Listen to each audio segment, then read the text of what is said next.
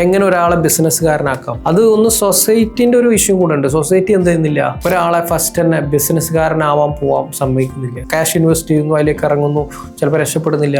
Actually നമ്മുടെ സൊസൈറ്റിയിൽ ഏറ്റവും കൂടുതൽ ജോബ് നൽകുന്നത് ആരാ? ഓൺട്രപ്രണേഴ്സ് ആണ്.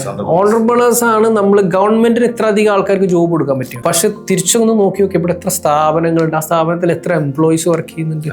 ഇത് ആരുണ്ടാക്കിയത്? ഓൺട്രപ്രണേഴ്സ് ആണ്. സംരംഭകരാണ് നമ്മളെ നാട്ടിൽ ഏറ്റവും കൂടുതൽ ജോബ് കൊടുക്കുന്ന ആൾക്കാർ. അപ്പൊ ഈ സംരംഭകനാകാൻ നമ്മൾ എന്ത് ചെയ്യുന്നില്ല, പ്രോത്സാഹിപ്പിക്കുന്നില്ല. പക്ഷെ സംരംഭകനായി മാറുന്ന അയാളാണ് ഏറ്റവും കൂടുതൽ ആൾക്കാർക്ക് ജോബ് കൊടുക്കുന്നത്. അപ്പൊ സംരംഭകനാകാനാണ്, അതായത് ഓൺട്രപ്രണർഷിപ്പിലേക്കാണ് നമ്മൾ കൂടുതൽ ആൾക്കാർ എന്ത് ചെയ്യേണ്ടത്, പ്രൊമോട്ട് ചെയ്യേണ്ടത്.